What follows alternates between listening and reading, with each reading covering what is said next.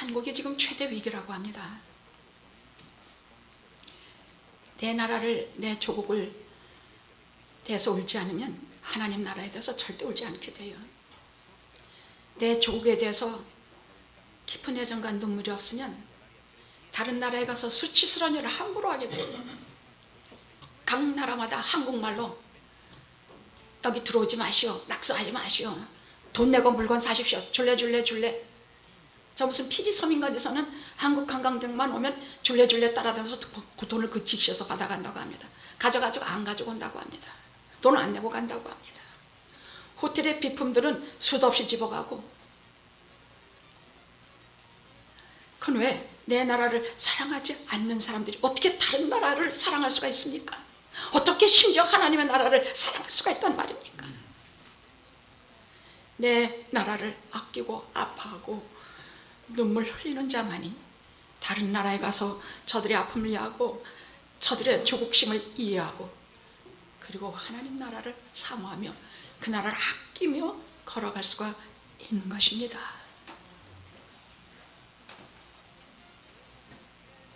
요즘 한국이 최대 위기라고 그래요. 한국일보 여주영 주필이 쓴 글에 보면 그동안의 사연을 쭉 이북과의 관계를 쭉 기록하고 나서 지금은 정말 위기다. 김정은이를 죽여도 위기고 살려도 위기다. 무력 시위만으로는 끝날 수 없는 것이 죽여서도 안 되고 살려서도 안 된다. 근데 한국 정치권은요, 제가 여기 강단에서 처음으로 정치권 어쩌고 해봅니다.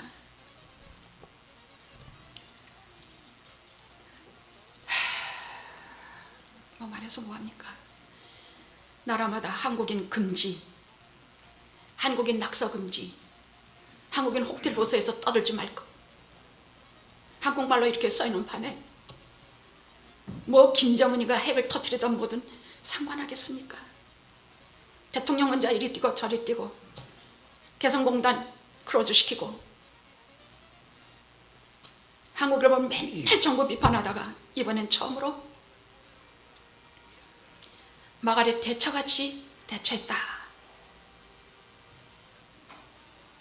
그렇게 말하는 것은 위기의식 때문입니다. 근데 저는요, 어저께 또 신문에서 무엇을 읽었느냐, 저 스위스의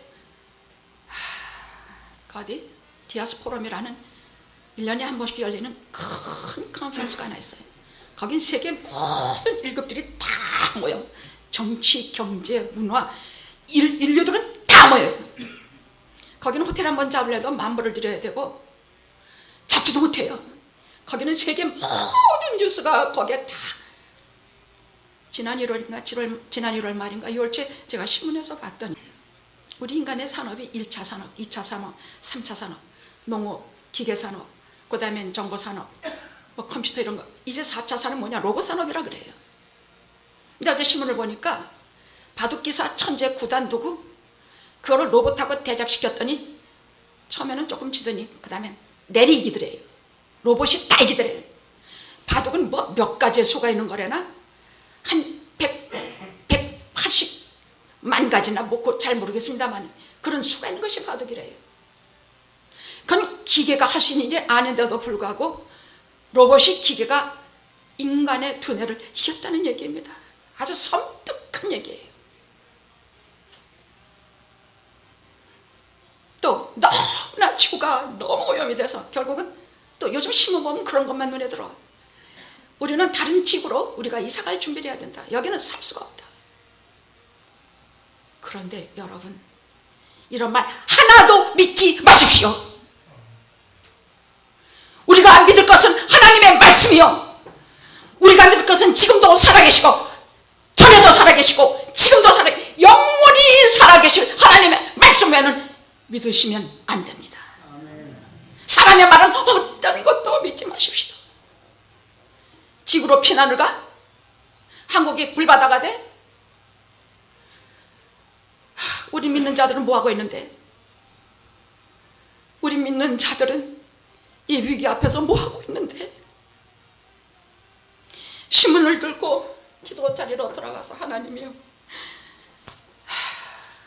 기도하는 거 용서하옵소서.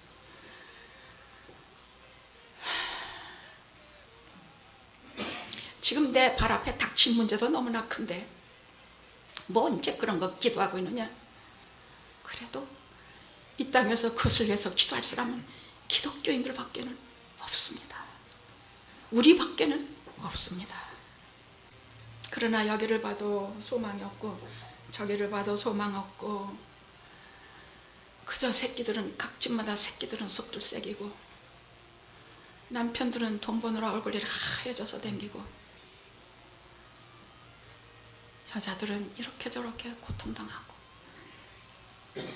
이런 속을 보면서 우리들에게 주실 하나님의 메시지가 무엇인가? 너희가 살리라! 오늘 그 말씀입니다. 너희가 죽으리라가 아니야. 너희가 살리라.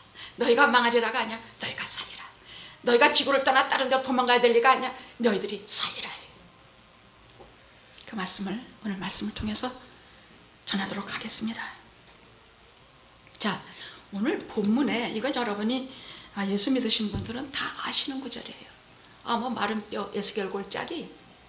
근데 저도 처음 보는 구절 같아요. 제가 이걸 봤으면 얼마나 많이 봤겠습니까? 설교도 몇 번 했겠습니까? 근데 처음 보는 구절 같아요. 말씀 한마디를 주여 여호와께서 권능으로 내게 임하시고 그 신으로 나를 데리고 가서 골짜기 가운데에 두셨는데 거기 뼈가 가득하더라.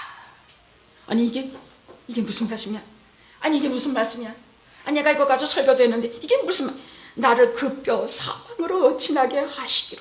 본즉 그 골짜기에는 뼈가 힘이 많고 아주 말랐더라.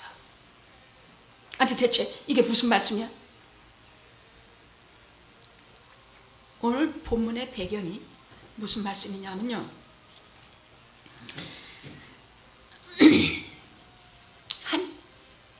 여러분 이스라엘이 둘로 갈라져가지고 둘로 남북으로 갈라졌어요.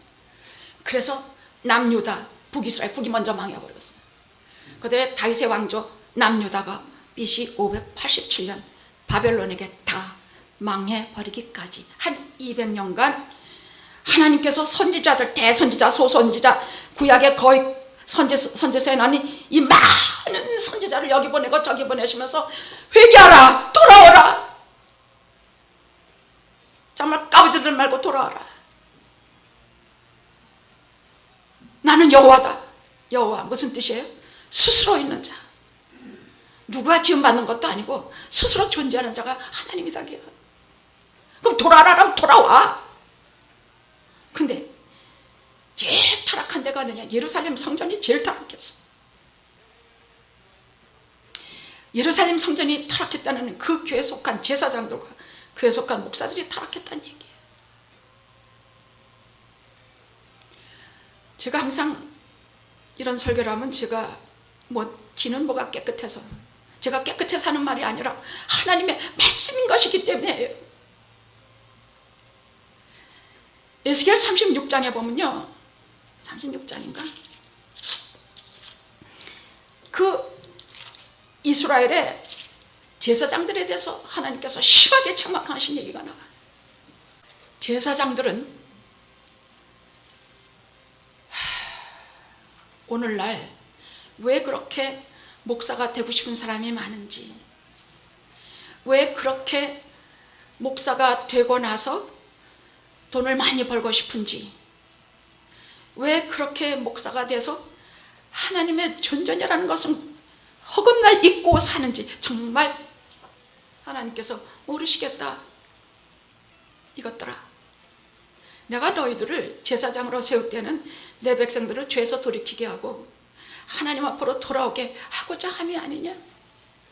근데 너희들이 먼저 가서 온갖 죄악을 다 저질러 내가 그냥 두지 않으리니 반드시 심판을 하리라.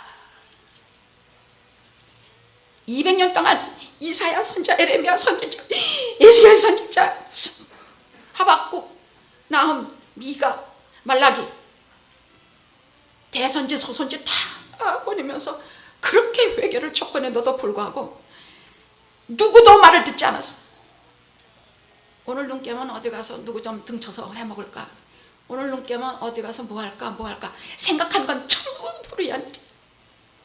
하나님께서 드디어 BC 500 예수 그리스도 오시기, before 예수 그리스도 오시기 전에 587년 유다마저 전부 망하게 했는데, 야, 여러분, 하나님은요 심각하신 분이에요. 심판하시면 적당히 딱이 한 대 때리고 그만두시는 분이 아니라 아예 패대기를 쳐요. 패대기를. 5대 비극이 일어났어. 첫째, 바벨론이 쳐들어왔는데, 느부갓네살이 쳐들어왔는데, 다른 데는 다 점령하는데 예루살렘 하나만 1년 반을 공격해도 꼼짝도 안 해. 그러니까 약이 오를 대로 올라가지고 1년 반 만에 결국은 다 점령해서 완전. 그래서 제일 먼저 뭐했냐, 시드기야 왕 잡아다가 두 눈부터 뽑아버렸어. 그리고 그 눈앞에서 자식 둘 다 죽여버렸어. 그리고 쇠사슬에 꽁꽁 묶어서 그 눈도 보지도 못하는 거 바벨론으로 데리고 가버렸어. 이런 하나님의 역사를, 우리의 역사가 하나님의 역사를 통해서 우리가 봐야 되는 게 있어요. 우리는 장난으로도 죄를 짓지 않으려고 일을 악물어야 돼. 사람이 어떻게 여자를 보고도 음욕을 품지 않을 수 있느냐고, 나 갈 때까지 가는 것, 이거 좀 생각해 봅시다. 어떤 인간이 이성 문제에서 자유롭겠습니까? 사람은요, 좋아하는 형과 싫어하는 형과 그런 것은 누구나 다 있는 것이에요. 다만 내가 갈 때까지 가지는 말아야 돼요. 그럴 자신 있어요? 없어요. 없으면 어떻게 해요? 자신 없다고 하는 게 솔직한 얘기예요. 자신 없어요. 누가 자신 있어요? 그럼 자신 없으면 어떻게 해요?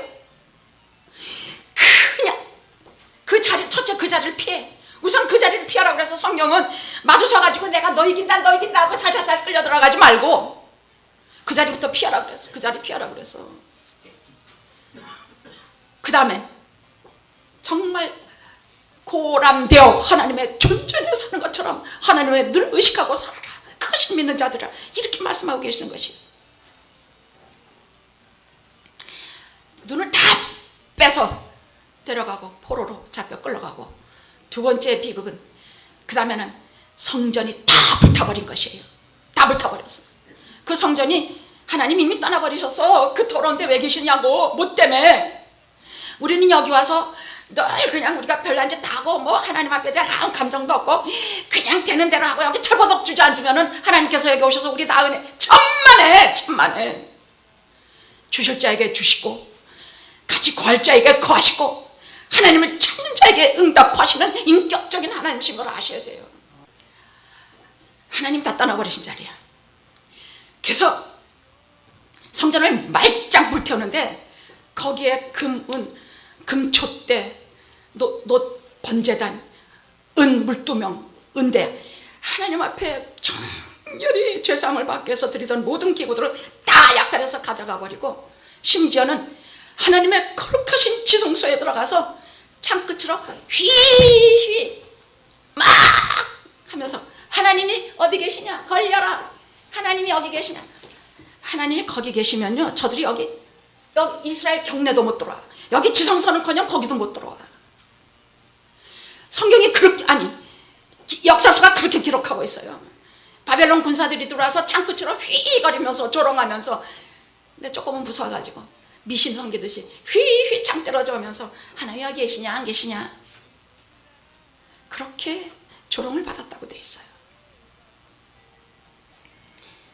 세 번째 비극은 하나님 앞에 드리던 모든 예배, 절기, 제사, 교례 다 없어졌어. 만약에 제가 이렇게 성전도 없고 교회도 없고 하나님 앞에 드리는 예배도 없는 생활을 정말 얼마를 해야 된다면 아마 미치지 않을까 싶어요. 미치지 않을까 싶어. 근데 그게 다 없어졌어. 마지막엔 수천 명 쓸만한 사람은 다 포로로 데리고 가버리고 예루살렘 거리는 시체가 끄득끄득 재배했다 그랬어. 그래서 예레미야는 거길 향해서 이 시대의 우리를 향해서 소리치는데, 무릇 지나가는 자여 네게는 상관이 없는가?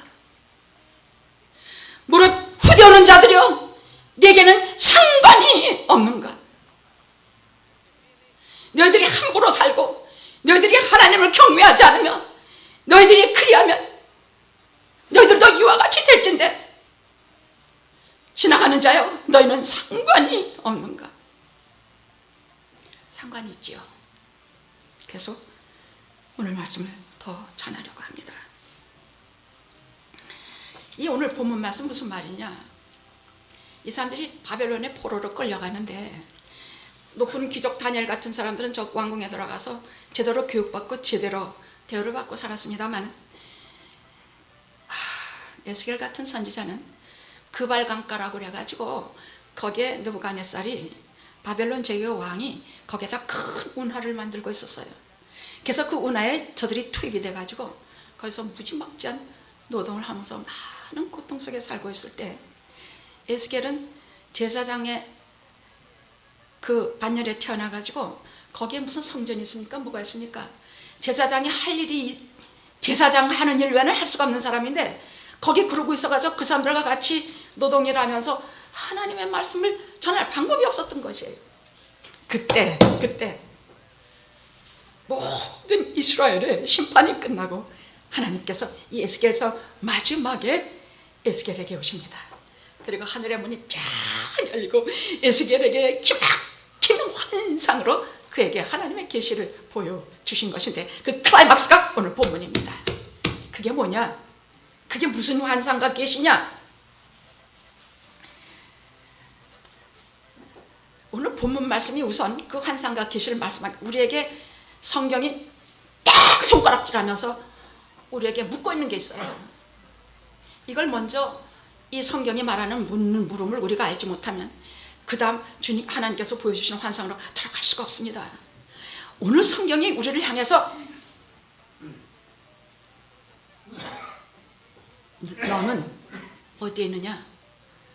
마른 뼈 속에 있느냐? 예수 믿는다고 하면서 열정도 없고 감격도 없고 기쁨도 없고, 너는 마른 뼈 속에 있느냐? 넌 어디 앉아 있느냐? 아니면 오늘도 교회 가서 말씀 들어야지. 오늘은 내게 무슨 말씀을 주시려고 우리 목사님 밤새껏 씨름하고 하나님 앞에 얻어들었는가? 내가 이 말씀이 가슴속에 묻히게 담아서 심장이 벌렁벌렁 뛰는 심장으로, 생명이 충만한 가슴으로 세상에 나가서 누가 나를 때리든지 누가 나를 밥벌이 못하게 하든지 상관이 없이 내가 전능하신 하나님 믿고 살리라. 그렇게 하고 사십니까? 오늘 성경이 먼저 그걸 물어보고 있어요. 근데 요즘은 우리 성도님들이 한결같이 후자야. 제가 과거를 돌이키지 않으려고 하는 것이, 이미 그 시절은 지나서 지금은 오직 장하신 하나님 향하여 그 믿음 하나 가지고 잘들 달려. 근데 문제는 머리로는 아는데 행동과 현실에서는 도무지 힘든 것이에요. 그래서 이 말씀을 또 전하고 또 전하고 또 전하는 것입니다. 말씀을 한 번만 들어서는 수도 없이 잊어먹지만 자꾸 귀에 못이 박히도록 들으면 정말 믿음이 생겨요. 적은 믿음을 안달복달하는 믿음을 얘기하면 안달복달해지고, 큰 전능하신 하나님을 믿는 믿음을 얘기하면 큰 믿음이 생겨요. 알았죠?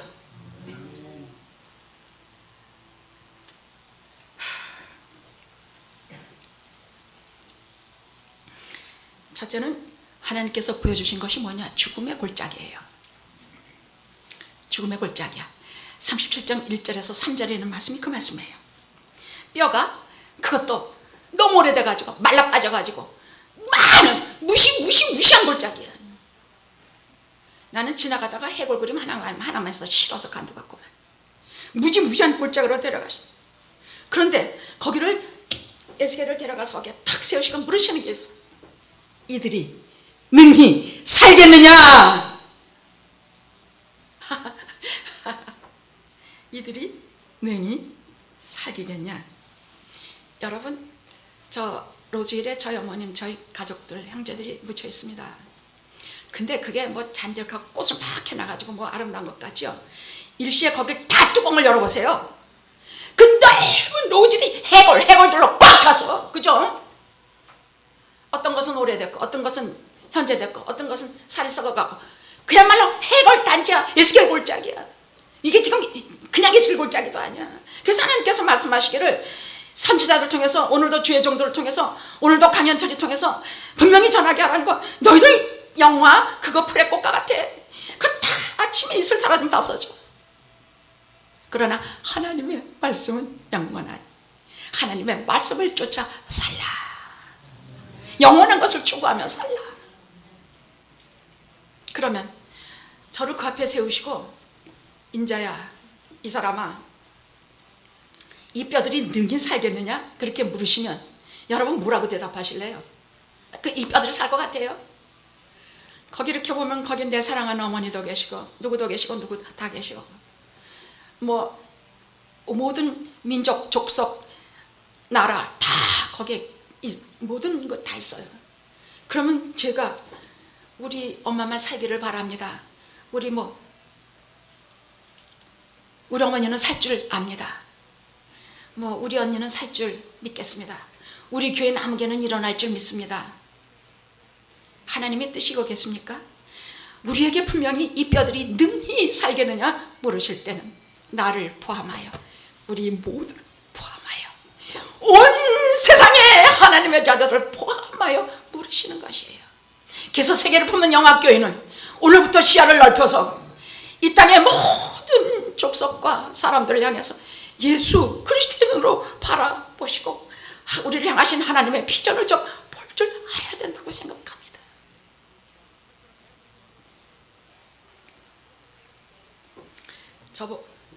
에스겔이 뭐라고 대답했습니까? 물론 인간으로서는 무슨 마른 뼈들이, 하나님 무슨, 주께서 아시나이다. 그 말씀은 주님만이 하실 수 있습니다. 현철아, 너 이 뼈들이 능히 살겠느냐 물으시면, 어젯밤은 진짜 1분도 못 잤구만. 아니지만 내가 왜 이 본문을 택했나 막 혼자 원망하면서, 하나님 왜 이거를 주셔가지고 제가 이렇게 저는 처음 보는 구절입니다 이거. 근데 이들이 능히 살겠느냐? 앉았다가 벌떡 일어나서 네! 살 것입니다. 주님이 하십니다. 내 죄를 담당하시고 죽음에서 이기신 부활하신 주님이 하십니다. 부활하신 주님이 다 일으키십니다. 나도 일으키고 너도 일으키고 다 일으키고 주 안에서 잠든 모든 자들을 일으키십니다. 근데요, 이런 걸 가지고 기도하면 이상하게 성령이 충만하게 하나님이 기뻐하시는 기도가 있더라고요. 하나님 기뻐하시는 기도는 그냥 가슴이 뜨거워지고 막 기쁨의 은혜가 임하고 막 신령하신 하나님의 세계를 한도 없이 열어주셔가지고요, 이것이 하나님이 기뻐하시는 기도구나 하는 걸 느끼는데, 지난 금요일은 어떤 기도하다가 그런 걸 겪었느냐, 기도하다가 성령께서 감동감하시면서 제게 일러주시기를, 눈을 들어 다 돌아보라. 다 돌아봐라. 네 식구들부터 돌아보고, 주위 돌아보고, 사업하다가 사람 만나는 거 돌아보고, 길거리 가다가 흑인, 멕시칸, 백인 모두를 다 쳐다봐라. 저들 얼굴을 봐라. 어떤 얼굴들인가. 그래서 한 번은 지나가면서 한참 서가지고 길거리에서 한참 봤구만. 길거리에 이렇게 서 나보고 저 웬 미친 여자가 나서 있나 했을 것이야. 하도 자세히 바라보니까. 이렇게 한참 봤어. 한참 바라보니까 무슨 만국박람회 같아. 생긴 것도 제각각이고 무슨 옷차림도 이상 야릇하고 생긴 것도 어쩌면 수천만의 그 많은 얼굴들을 하나같이 다르게 만드셨는지 정말 막측해요. 기기묘묘해. 어떻게 그렇게 다 다를까? 근데 한 가지 공통점은 모두 다 얼굴에 그늘이 있어. 뭐 이렇게 다 바쁘고 뭐가 다 힘들어. 주여, 제가 보입니다. 세상에 소망이 없는 것이 보입니다. 인생에 소망이 없는 것이 보입니다. 그래, 저들이 능히 살겠느냐? 주여, 그렇습니다. 다른 것은 할 수 없사오나, 과학과 의학이 할 수 없사오나 죽음을 이기시고 부활하신 예수 그리스도는 그리 하실 수가 있습니다. 우리가 살아있을 때도 그리 하실 것이고 우리가 죽은 후에도 그리 하실 것이고 영원한 세계에서도 하나님은 우리에게 능히 살리실 것입니다. 너희가 살리라. 여기서도 살고 하나님 나라에서 영원히 살고 소망을 하나님께 두십시오. 이 말씀의 능력이 어떤 거냐? 4절에서 5절에 보니까 너는 그럼 어떻게 그들을 살리시느냐 궁금해서 그 다음을 읽어보니까 어떻게 나는 주님이 부활하신 주님이 일으키신다 믿는데 하나님은 이 마른 뼈다귀를 어떻게 살리시는가 보니까 뭐라고 말씀하시느냐? 너는 이 마른 뼈들에게 설교하라. 이게 4절에서 5절에 나오죠. 너는 또 내게 이르시되 너는 이 모든 뼈에게 대언하여 이르기를 설교하라고 말해요. 너희 마른 뼈들아 여호와의 말씀을 들을지어다. 주 여호와께서 이 뼈들에게 말씀하시기를 내가 생기로 너희에게 들어가게 하리니 너희가 살리라. 무슨 말인지 이 말씀 알아듣겠죠?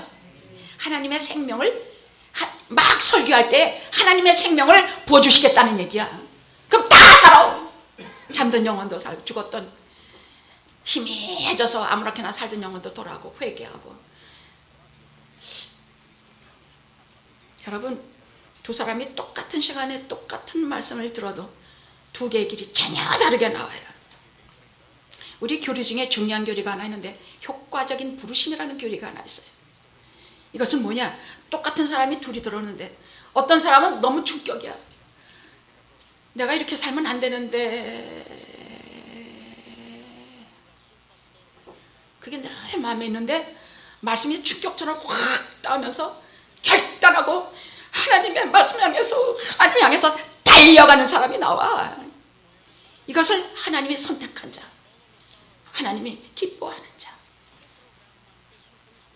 이걸 우리는 그렇게 교리로 말하고 있어. 효과적인 부르심이야. 근데 어떤 사람은 무슨 말인지도 못 알아듣겠고 졸림만 오고 신경질만 나 몸 비비 틀고 전혀 다른 차이가 난다는 얘기예요.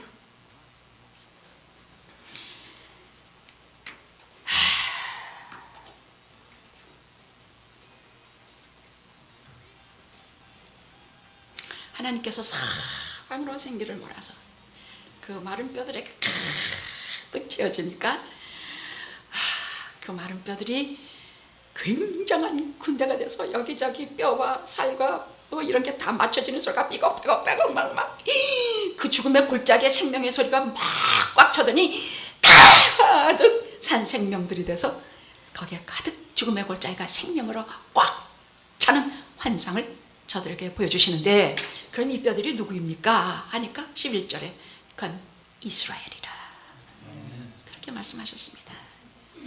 이스라엘이라. 오늘날 새 이스라엘 우리입니다. 그리고 에스겔 마지막에 뭐라고 말씀하시냐면 내가 그들과 영원한 언약을 맺어서 그들을 크고 깊고 번성하게 하리니 내 성소를 그 가운데 세워 영원에 이르게 하리라. 하나님의 약속이에요. 내 성소를 우리 가운데 세워서 영원히 거하시리라.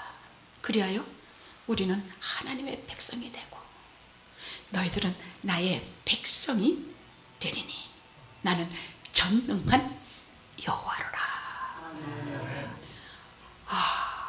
그리고 거기 이름을 여호와 샴마, 하나님이 여기 계시다. 따라해 봅시다. 여호와 샴마, 하나님이 여기 계시다. 여호와 샴마, 하나님이 여기 계시다. 하나님이 나의 하나님이 되고 우리는 하나님의 백성이 되면 그분이 다 책임지세요. 이게 계약이에요.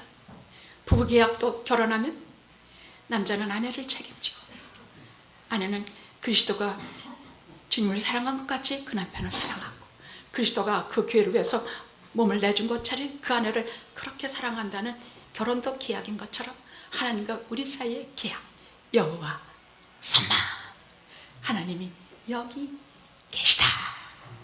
새 이스라엘 우리 가운데 오늘도 계셔서 우리가 노쇠하고 힘들고 어렵고 험난한 이민과정과 고독하고 서러운 인생길을 걸어가도 내 배후에 여호와 삼마 하나님이 같이 계시는 여기 계시는 그 은혜로 우리가 씩씩하고 당당하게 살아갈 것입니다.